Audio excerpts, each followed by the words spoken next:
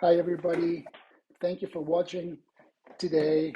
I'm talking to artist George Stuttard, who is based in England, and we're going to talk about his work, and we're going to talk about how George creates the work. I'm going to invite him in now. Hello. George, let me see. Hang on. You're here. There we go, George. There you are. How are you? Hello. Thanks for chatting with I'm us. very well. Thanks for having me. Yeah, of course. Thank you. So, just a little bit of background. George created a work that we put in a collection just this year, and George, I think your work is phenomenal, and No, that's thank you. why one of the reasons why I invited you to chat on this video. So, Uh, Hmm. let's start with a question. Like, what type of work do you do? How you work? And while you tell us, I'm going to show a couple of examples of your work. Okay. I mean, I describe myself as an abstract painter. I think, Hmm. in its simplest form, I think to be any more specific would probably be a little bit misleading or not that. My style tends to change a little bit from collection to collection. So I think abstract brain painter is a fairly broad term that covers most bases because it is liable to change a fair bit. Hmm. I work in blocks of styles, I guess, and it is a constant process that evolves as time goes on. Um, but I think abstract is the best way of putting it. And color, your I work, particularly like to work in colour. as from this example and the one that I'm showing now, color and gradient and contrast, I Mm. think, is very prevalent in your work. Mm. I mean, before that, I worked almost exclusively in black, just Mm. pure monochromatic black pieces, um, and that kind of I suppose it worked like that for about a year. There's probably not that much of it online anymore, but Yeah, yeah. it was quite a big And leap for me to go into colour, and it was uh, quite.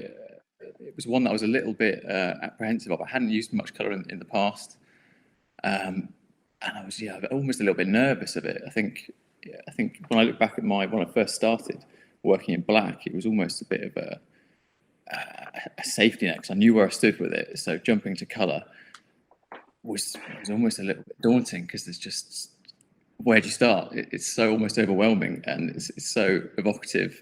It almost scared me a little bit. But I like to how think I've is embraced it now. So how did you, I mean, like, what, how did you decide to take that leap and just, like, I'm gonna go from black paint to, like, your work Mm. I think is very colorful. Mm. Well, it was to do with the stage I was in my life and also in my career. I mean, I started as an artist as a way of dealing with grief, and so obviously around that time it was very dark for me. It was very black, so I was painting what I was feeling at the time. So that the change to color was a change in my life as a whole, and it was sort of seeing the light at the end of the tunnel and starting to see a bit of joy. Tell us more how the work started. You said it was about grief. Can you share more of that? Yeah, so when my mother died Hmm. 2.5 years ago, I kind of fell back. I mean, I painted since as young as I can remember, really, Hmm. just as a hobby, after school and whatnot. Taught myself to oil paint at, I think, age 13 or something, and then dropped it for quite a while. And then when she died, it was kind of an instinct to pick up a pencil and a sketchbook and just start drawing because it's what made sense to me at the time. I'm not always the best at articulating things, but and I didn't really understand what was going on in my head either. Hmm. Drawing it made more sense to me. I'm much more a visual person. I can kind of see things in my head, but putting that to words isn't always that simple. But drawing it made sense, and I started to develop, loosely term it a style. I suppose it's quite geometric and straight lines, and I'd see that as a way of putting structure into something that had no structure.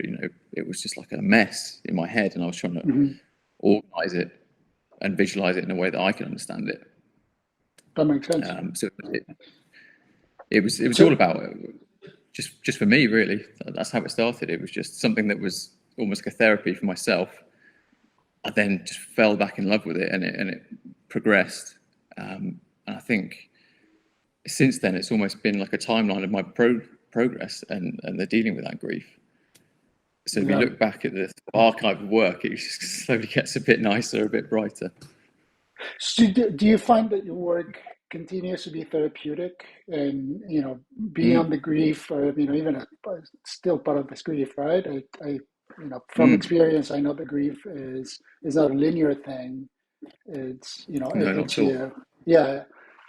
Do you find your Mm. work to be therapeutic still?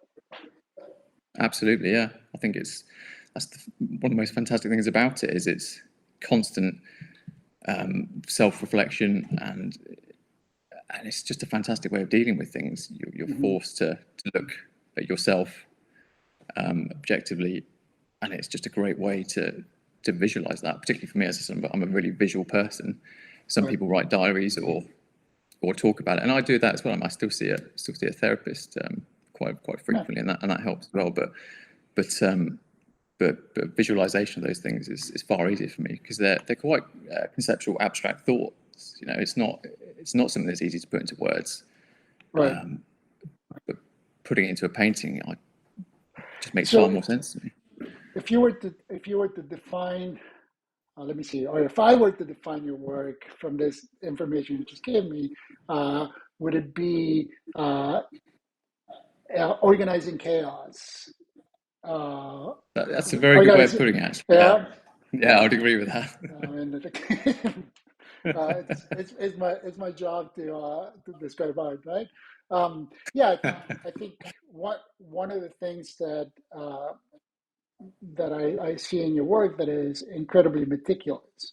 Uh, the Mm, lines, the borders, and just the overall aesthetic appeal of your work is very meticulous.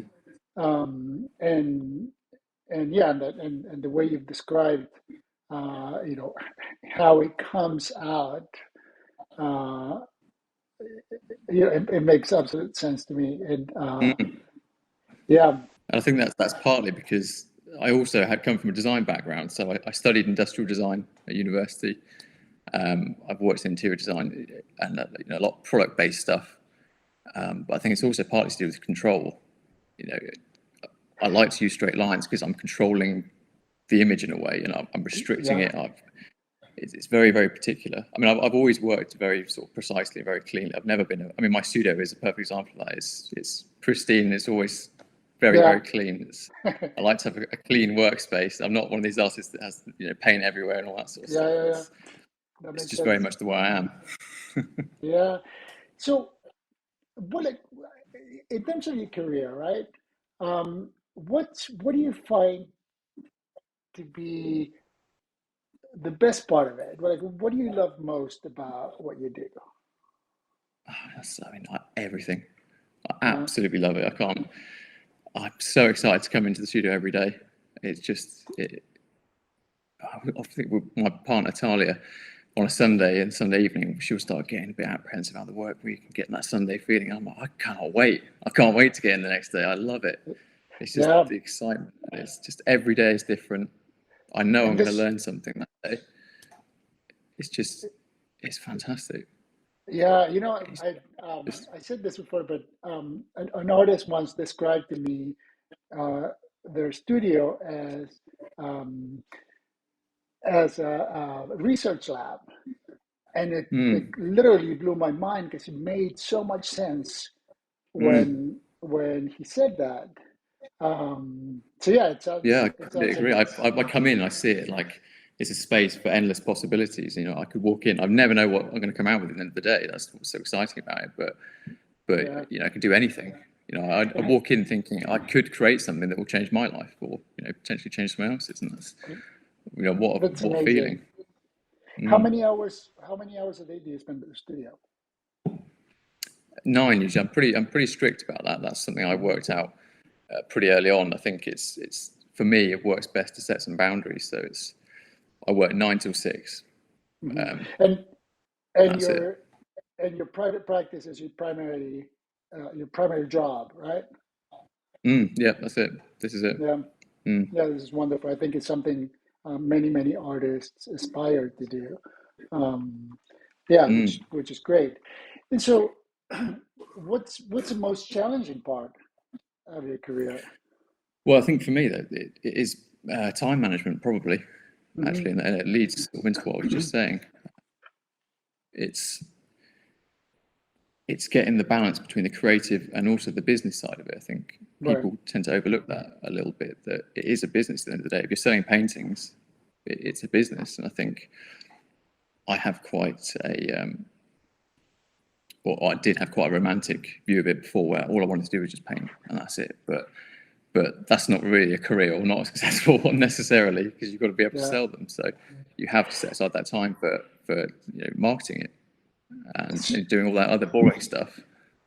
If you were So to quantify it, if you were to quantify it, and and I don't even know if you can do this, percentage wise, how much time do you spend creating your work as opposed to marketing it? I would, that's tricky. I'd probably say 60-40, 60% 60. creating, 40% marketing. But I have since got someone working in the background that kind of helps me with some of the other more boring stuff. Right. But if it was up to me, it would just be all painting, all Are you creative stuff. represented? But Are you represented by a gallery? no, I saw that's I only sell direct Direct. from Yeah, my website. Mm. that's great. Um, yeah, that's great. And so I guess the logistics and minutia of the admin part of your Mm. career is the the most challenging.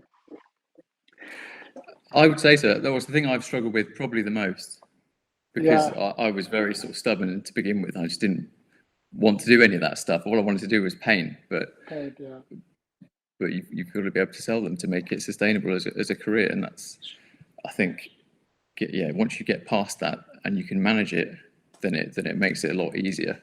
yeah, yeah, And yeah. oh, this day I've got to dedicate this amount of time to working on the website or doing this and that, and the rest of it is just for art. Then And you're I'm, putting 100% into the art, and the rest of it is taken care of. and I'm assuming you create systems, right? That you put your admin stuff through that like makes it more bearable. Yes, yeah, I'm quite structured, and as I said, I have got someone working with me as well, who helps sort of pokes me with a stick every now and then to make sure I do certain things and don't get too Yeah, carried away with the creating. But yeah, yeah, I think the structure for me works really well. And I said it's the same with the hours that I work. So I have that cut-off point at the end of the day where I kind of shut my brain down a bit. I come back the next day fresh, yeah. because I think So, otherwise it would just completely consume me. so you're creating 60% of your time creating. You go to your studio from 9 to 6. What happens when you hit a creative block? What happens when you like everything you're doing Step is away. just like this is not good. Yeah, I've learned the hard way that the best thing to do is step away. It's walk Yeah, out, go and do something else. That is the only thing for me that works. I've been in situations where I've started painting and I'm working to 1, 2 o'clock in the morning and getting absolutely nowhere. And I know that you get the feeling, you get the sense when something's not going right, and you also know that you're making it worse by forcing it, and it doesn't work like sure. that. Yeah, yeah, yeah. And that can go on for days, weeks. The best thing to do is just remove yourself. If you nip it in the bud straight away and reset yourself, step out the studio, go for a walk, um, you know, just find another challenge. I like working on my house or doing something else with my hands, and it gives Yeah, me a yeah. different challenge. I then come back with a fresh set of eyes. I look at it, and you can see so much more clearly, Yeah, and somebody that said works to me every once time. that even though you're not creating per se, you're not actually doing the work with your hands. The process continues in your head as it Mm. as you move through You it. have But to, you have to, you have to replace that with something else temporarily. yeah, yeah, yeah. That makes absolute sense. Let me check my questions here. So, um, how do you sell your work? It's all through. Well, I mean, I have a website which is where all my work is sold through, but the Right. audience comes from Instagram. It's all through social media, Yeah. which is just a fantastic tool for any emerging artist. and Oh, sure. particularly young This is a emerging win-win. artists that understand it as well, because it's not the easiest thing to get on with, and it's easy to get it wrong, I think, or Yeah, not to get the success that you that is out there that you can get. But it's 100% worth putting time into understanding it. And I've had people around me that have been very, very helpful with it, because I would have struggled a lot otherwise. yeah, But that's sort of given me everything I've needed to start my career and sustain it. I think great. and it allows me to sort of take control of it as well. I think, which is a big thing for me. I don't, not that I'm anti-gallery by any means, but I can make whatever I want. I'm not bound by any contracts or anything like that. I can Yeah, got complete creative freedom to do whatever I want. I can put it online, and I can reach a global audience, yeah. and the right people will see it. Yeah, no, and I Which think is this is how I became acquainted with your work. It was through Instagram, and I think our of first course, yeah. conversation was through Instagram, an Instagram DM. Yeah, no, which And I that agree. wouldn't have happened 20 years ago. It wouldn't have happened 20 years ago. I don't think yeah, social media It's a different has been landscape great now. for it. Completely. Yeah, the And I think landscape is it's really completely nice open. that it gives artists a bit more power, a bit more control, and it's open to everyone as well. Everyone can access social media and put their stuff out there, and you can start a career that way, which is brilliant. You don't have to wait for a gallery to discover you, and or be in the right circles or meet the right people. You can do it yourself. I think it's democratized the art world incredibly. Even there's still a lot of work that needs to be done, but it hasn't. And I feel like you are a great example of an artist who is not represented by a gallery, but continues to work successfully and make a living of the work that you make, which is remarkable. And I think it's something that many artists aspire to do. Um, and with this, I'd say, like, what would be your advice to somebody who is starting, somebody who wants to kind of um, model their career um, based on what you do? Well, I mean, firstly, I think it's a lot of work. I think you really, really have to want it. I Mm-hmm. think I've spoken to a few people that want to become full-time artists, professional artists, and they're sort of doing a bit on the side. And for me personally, that it never would have worked. I think you have to put 100% into it. And if you're trying to do it alongside another full-time job and you're just doing a bit in the evening, you're not giving it your full attention. Your full attention is going to the other job, and Mm-hmm. I personally don't think that it's the right way to do it. I think you have to kind of commit and just bite the bullet and jump in and go all in. I think obviously it's the financial risk, I think, is the Yeah, biggest issue with that. That's why most people say, "Oh no, I can't because I need to pay bills and pay that," and that's understandable. But I think, and I'm speaking for myself here. I think there's lots of people that probably could straddle another job and make it work, but for me, it was just taking that jump and saying, "No, that's it. I'm right. putting everything into it. I'm going to make sure it works," and it really forces you to make it work if that's your only option. Yeah, we presume that you create a cushion, right? Financial cushion before you take this leap, and Mm. then you do it, and it's Yeah, of course. Yeah, synchro. you've got to be Yeah, responsible about it. I mean, don't literally just quit your job and hope for the best. I think right. Yeah, no, it's yeah, hoping for the best never works for anybody. But I mean, no. this is great advice. And again, I think your career is a great example of what many artists aspire to do, and your work is phenomenal. I truly Thank you mean very it. much. So George, I really appreciate you chatting with us. I really appreciate your 2 cents. Your insights were great, and To our viewers, I want to thank you for tuning in. And if you're interested in this kind of conversations, please subscribe to this channel. Yeah, we'll see you around. Thanks, George. No problem at all. Thank you.